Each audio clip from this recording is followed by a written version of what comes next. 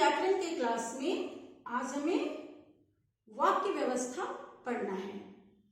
वाक्य व्यवस्था, चूंकि वाक्य व्यवस्था में काफी कुछ है आगे पढ़ने के लिए, तो आज की क्लास में हम लोग सिर्फ दो चीज पढ़ेंगे। एक है वाक्य की परिभाषा क्या होती है और दूसरा वाक्य के लक्षण क्या होते हैं। तो पहले हम लोग वाक्य की परिभाषा को एक बार देख लेते हैं। वाक्य की रचना सार्थक शब्दों के योग से होती है, यानी कि वाक्य पदों का वह व्यवस्थित समूह है जिससे पूर्ण अर्थ की अभिव्यक्ति होती है। यहाँ पे आप ध्यान दीजिए, वाक्य की रचना सार्थक शब्दों के योग से होती है, यानी कि एक वाक्य को बनाने के लिए सबसे पहले हमें कुछ सार्थक शब्द यानी कि सही शब्द चाहिए, वो शब्द जिसका कि कोई अर्थ निकलता हो। आगे देखिए, यानी कि वाक्य पदों का वह समूह, वह व्यवस्थित समूह है जिससे पूर्ण अर्थ की अभिव्यक्ति होती है। यानी कि वाक्य जो है पदों का वह समूह है जिससे कि व्यवस्थित पदों का वह समूह है जिससे कि कोई खास अर्थ निकलता है उस वाक्य से। अब आगे चलिए हम लोग देखते हैं कि वाक्य के लक्षण क्या होते हैं। यहाँ पे आप देखिए, मैंने दो साइड में कुछ वाक्य लिखा है, आप देखते जाइएगा। श्याम गाय का दूध पीता है। आप देखिए, इसका अर्थ बिल्कुल सटीक और सही है, क्योंकि गाय का दूध तो पिया जाता है, तो श्याम गाय का दूध पीता है, ये आपको एक सही वाक्य है। दूसरी तरफ है, श्याम चिड़िया का दूध पीता है। आप खुद सोचिए, ना तो चिड़िया दूध देती है और ना ही उसे लोग पीते हैं, तो ये क्या हो गया, ये एक गलत वाक्य हो गया। यहाँ पे ये एक गलत वाक्य हो गया, क्योंकि इसमें सार्थक पदों का ये समूह नहीं बन पाया, लेकिन इसमें जितने भी पद हैं ये सभी सार्थक हैं। पहला तो आपको वाक्य पहचानने का ये सबसे अच्छा तरीका है। अब देखिए, दूसरा वाक्य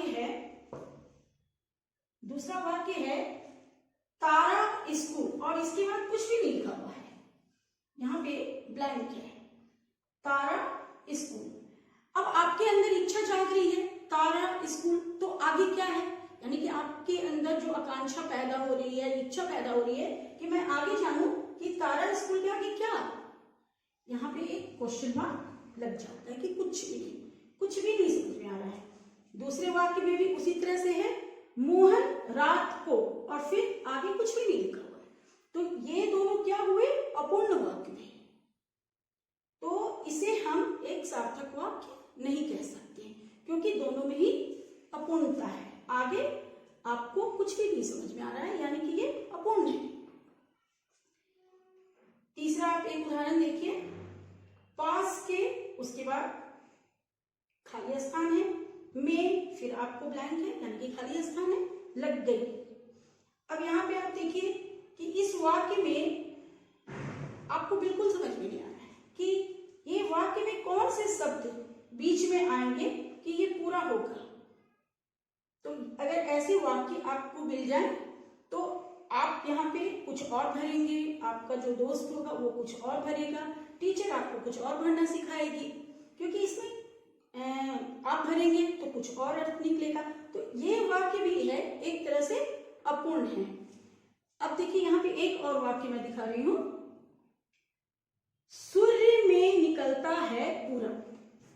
अब देखिए, यहाँ पे सारे पद तो सही हैं, सूर्य में निकलता है पूरब, ये वाक्य में पद तो है, लेकिन पद कितना अव्यवस्थित है आप देखिए, खुद पढ़ के देखिए, सूर्य में निकलता है पूरब।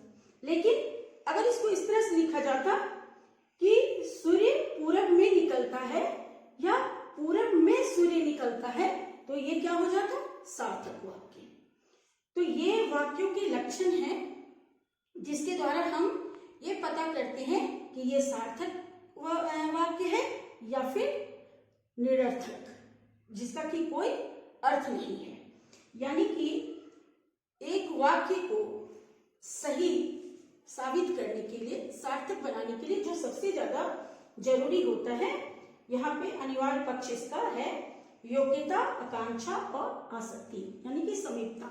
यानी कि आपको जब आप कोई वाक्य बना रहे होते हैं तो शब्दों में समीपता होनी चाहिए, निकटता होनी चाहिए, ताकि पूरा वाक्य आपको सार्थक रूप में सामने आए। जैसे कि यहाँ पे मैंने एक उदाहरण दिया था, श्याम गाय का दूध पीता है, ये सबसे सार्थक वाक्य है। अगर यहाँ पे इस जो कि आपको अपूर्ण है वाक्य, अगर यहाँ पे ये होता तारा स्कूल जाती है, तो ये क्या हो जाता, एक पूर्ण वाक्य हो जाता, एक सार्थक वाक्य बन जाता। तो आज मैंने आपको वाक्य की परिभाषा समझाई है और उसके बाद आपको वाक्य के क्या लक्षण होते हैं उसे समझाया है। अगले क्लास में हम लोग वाक्य के अंग के बारे में पढ़ेंगे, वाक्य के कितने भाग होते हैं। तब तक के लिए आप इसको अपना अभ्यास कीजिएगा, पढ़िएगा।